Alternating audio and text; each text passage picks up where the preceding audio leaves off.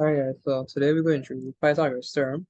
So this method is one of the methods that you'll use to do calculations and stuff for triangles. Alright, so there are other methods like the sine rule, cosine rule, using trigonometry, which is like the sine, cosine, and tangent stuff. Yeah, so this is just one of the methods, right? So the equation is c squared is equal to a squared plus b squared. And as I said before, you can only use this method with the right angle triangle, right? So what is a right angle triangle? A right angle triangle looks like this. Little hint, it has this little square box in the corner of it. If you don't see the square box, you cannot assume it to be a right angle triangle. However, if you see it, that means it is a right angle triangle. Yeah, it's very simple. Just look at the triangle and look for this box. It must be given. Yeah, if it isn't given, you cannot, even though it looks perfectly like a right angle triangle, you cannot just assume it to be a right angle triangle. Yeah, you must see this box. Eh? It does the 90-degree box, like how I call it. All right. So from this, you need to know how to label it, right? So as I said from the equation, the C, A, and the B are actually labels for the sides. So the one thing I have to remember is C is always something called the hypotenuse, right? So in a triangle, the side that is opposite to the right angle triangle, the little box, is called the hypotenuse.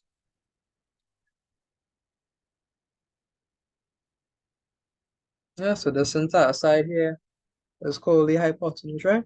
And when you're using this equation, the hypotenuse, you normally give it the label of C. Yeah, and the others two, A, the A and the B, it doesn't matter which one you put. So I could label this one as A and this one as B, or I could do the reverse. It doesn't matter. The only letter that is fixed is C, which is the hypotenuse, which is just the side that is opposite to the right angle symbol or the right angle box. Yeah, very simple. All right, literally, that's how you label each triangle. So you find C, and then you label A and B. Okay, very simple. And we can only use this for the right angle triangle. So let's recap. C squared is equal to A squared plus B squared. All right, that is by the Pythagoras theorem. Okay, so the steps, as I said, the first thing you need to do is label a triangle. So that I like the C, the A, and the B. Remember, C is for your hypotenuse.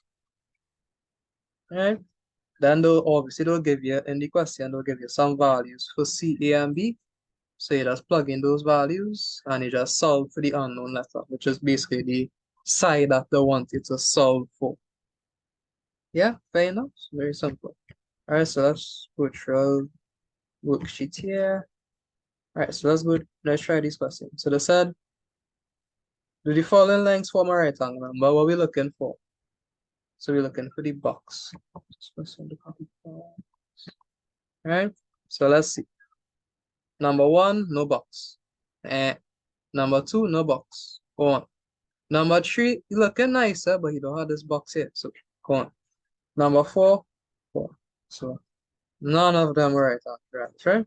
Because you do not have this box. You must see the box. The box. Yeah. Look like these. Yeah, you can see it here, right? So that was the first exercise. Make sure you know what type of triangle it is.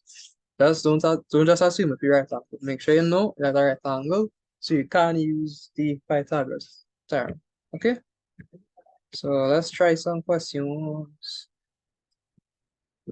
Alright, so you have this here. Let's make this out 10 now. So let's apply our steps to this question. So let's solve for the unknown side here, which is this side here, right? So let's go. So is it a right angle? Yes, solve a box. Second thing, label C. C is the side opposite to this, right? Which C is here, right? And the other two, A and B, we could just give it any label. So we just write the equation, so we know it's C squared is equal to A squared plus B squared, right? So plug it in. So C squared, we don't know what C is. So C squared, leave that side just so. Plug in A. A is 4. So it'll be 4 squared plus B, which is 8 squared, right? So C squared, 4 squared is 16. And 8 squared is 64.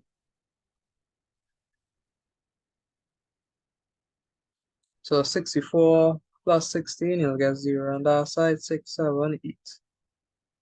So to get C, it has carry across the square. If you carry across the square, you get the square root, so it'll be the square root of 80. And that'll be C. Yeah? Let's try this one here. So same idea. So label, this is C, and this is, we can label this B, and we can label this side A. So C squared is equal to A squared plus B squared, plug in. So C squared, we don't know what that is. A is 3, so 3 squared plus B is 6, so it'll be 6 squared, right? So C squared, 3 squared is 9, and 6 squared is 36. So C squared is equal to 45. So characters the square, you get the square root of 45. Yeah? And this here all here is the same. Number 9, same thing. C, A, and B. Right down, so just change the color. So you now start at 1. So down here, so you have C squared is equal to A squared plus B squared. C squared, A is 7 squared, B is 10 squared. Alright, so C squared is equal to 7 squared is 49, 10 squared is 100. So C squared is equal to 149. So C is just equal to the square root of 149. Yeah, and the pattern will continue for this one also. So this is C, A, and B. So doing it in, C squared is equal to A squared plus B squared. So C squared is equal to A is what, 3, so it'll be 3 squared plus B, which is 7 squared. C squared is 9 plus 49. So this one's 49 over 58. So C is just equal to the square root of 58. Yeah, you all could try these two. Right? So for this one here, I want to try a little something different. So let's say this 2 was in here, and this here was 10. And we wanted to find what this is here. So you just have to rearrange the question a little differently. So that's part of it. So let's try this one. So same idea, so label. So this is C. Yeah, and we can label this A and this B. So you're gonna solve for it, same idea. So you write the equation, C squared is equal to A squared plus B squared, right? Plug it in. So in this case, they gave us C, right? So C is 10, so it'll be 10 squared. A squared is what we want. And B is 6, so it'll be 6 squared, right? So 10 squared is 100. A squared stays, and then 36 here. Now we're just trying to solve for A squared. Carry across the 36, we end up with A squared is equal to 100 minus 36, which is 64. Carry across the square, so it'll be square root of 64, which is 8. Yeah? So that's how you could rearrange it. So they don't always have to give you A and B. They could give you C and A and X with B, and if you do it all over the place, but it's the same idea that you'll be doing. Yeah, so all these are the same. So let's see which ones. I'll do 2 more. So I'll do 16, I'll do 50. Yeah, and that'll be it for the video. So I'll change the color.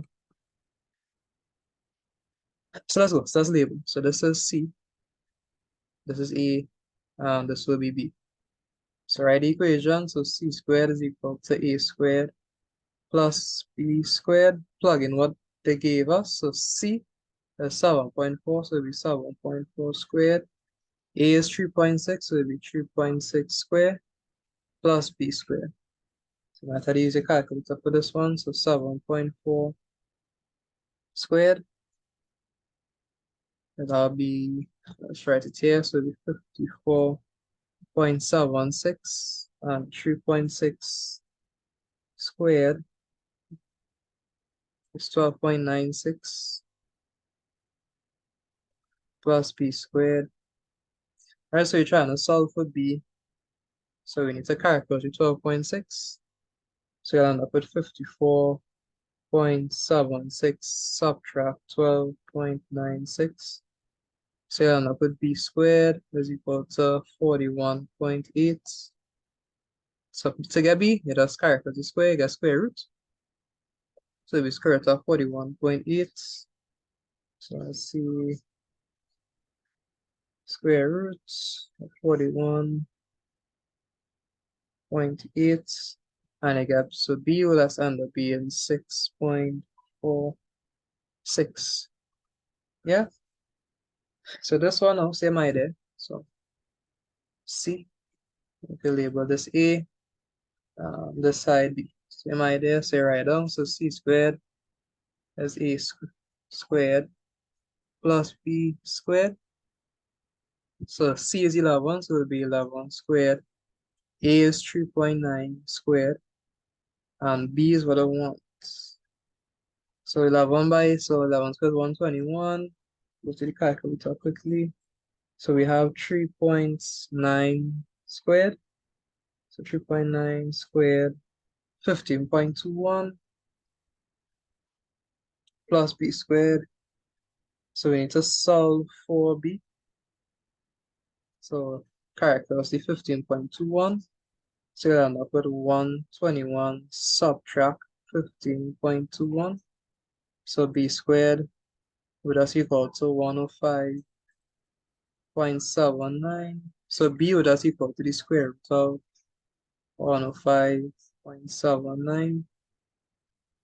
Let's see what the calculator says. So the square root of 105.79, and that'll be 10.28. Yeah, and that's the idea. Alright, so it's the same steps. So you write the equation, after you label the triangle, you plug in what the values they gave you, and you just solve for the unknown. Yeah, it's the same steps. Remember, you could only use these for right angle triangles. So you could try number 17 or 18 and see if you'll get through. Alright, so that's it. That's the end of the video, guys. Be safe.